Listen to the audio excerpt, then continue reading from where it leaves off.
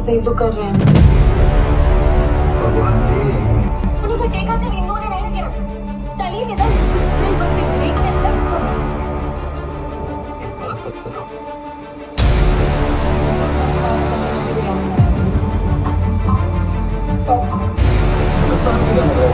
तो क्या आपने द केरला स्टोरी देखी थी, वो फिल्म जिसने पूरे देश में एक बहस छेड़ दी थी? अगर हाँ, तो आपके लिए एक बड़ी खबर है। जिस फिल्म के सीक्वल का सबको इंतजार था वो अब आ चुका है। जी हाँ, the Kerala story 2 goes beyond 27 फरवरी 2026 को थिएटर्स में रिलीज हो चुकी है। लेकिन रुकिए, कहानी इतनी सीधी नहीं है। इस फिल्म के रिलीज के साथ ही विवादों और सवालों का एक नया दौर शुरू हो गया है। आज हम इसी के बारे में बात करेंगे कि इस नए चैप्टर में क्या खास है, क्या अलग है और कौन से नए विवाद इससे जुड़ गए हैं। सबसे पहला और सबसे बड़ा सवाल, क्या ये फिल्म पहली वाली कहानी को आगे बढ़ाती है? तो इसका जवाब है नहीं। ये एक डायरेक्ट सीक्वल नहीं है, बल्कि एक स्पिरिचुअल सीक्वल है। इसका मतलब है कि ये उसी थीम और मुद्दे पर बनी है, लेकिन एक नई कहानी और नए किरदारों के साथ।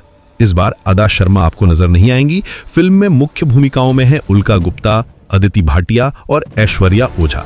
कहानी इस बार सिर्फ केरल तक सीमित नहीं है, जैसा कि टाइटल गोज बियॉन्ड से ही पता चलता है। मेकर्स ने कहानी का दायरा बढ़ाकर देश के अलग अलग राज्यों में पहुंचा दिया है।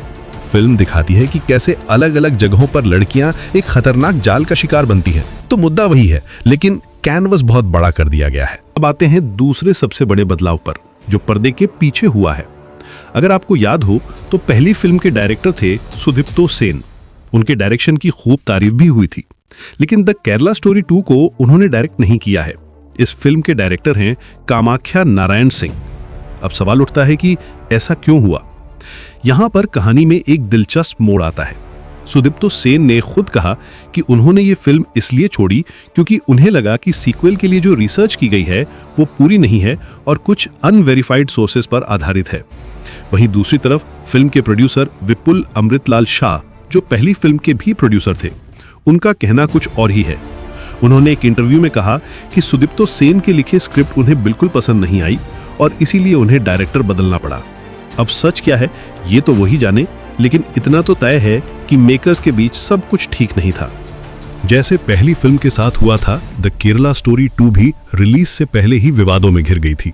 जैसे ही इसका ट्रेलर आया, सोशल मीडिया पर बहस छिड़ गई। केरल के मुख्यमंत्री ने भी इसकी आलोचना की। मामला इतना बढ़ा कि फिल्म के रिलीज को